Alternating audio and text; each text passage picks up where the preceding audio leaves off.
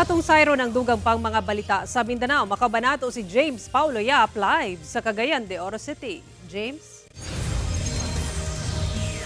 Salamat, Sara.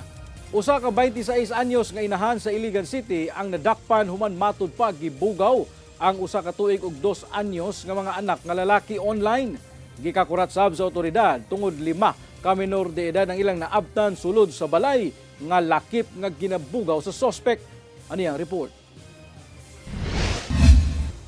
Usa ka entrapment operation ang gikasa sa Iligan City Police Task Force Anti-Online Sexual Abuse and Exploitation of Children kon Task Force USAIC kauban ang Iligan City Social Welfare and Development Office ug Anti-Cybercrime Unit Region 10. Batok sa usa ka 26 anyos nga inahan sa barangay Tambakan sa Iligan City niadtong adlawng Huwebes sumala sa PNP nga ginabugaw matud pa sa maong inahan ang iyang usa ka tuig nga lalaking anak online. Nagapangayo matud pa og kwarta ang inahan sa mga parokyano bugti sa mga hubo nga hulagway sa bata. Primero, natransak sa atong operatiba, nakabayad sila og 1-7 na kuano kaning offer dayon sunod 2,000 dayon during sa ato ang operation entrapment is og kaning kuan sa search warrant is kaning 2,500. Sa maong operasyon, na-rescue sa otoridad ang usa ka tuig nga batang lalaki ug igsuon niini nga 2 anyos nga batang lalaki. Gikakurat sab sa mga otoridad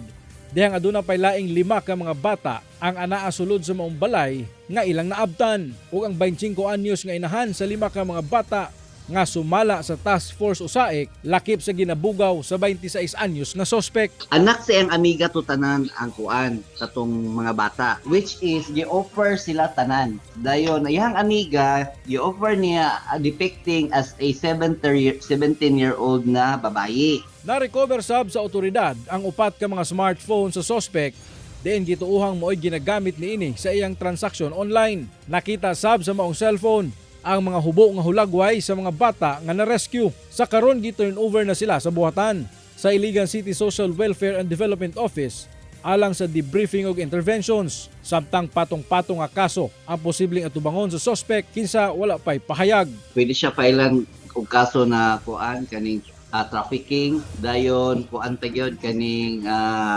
USAIC kaning Republic Act 1190 kanang USAIM ug SISAIM. So mao ni ang ilahang mga kuan sir ang ma-file sa iya. Ako si James Paulo Yap, One Mindanao.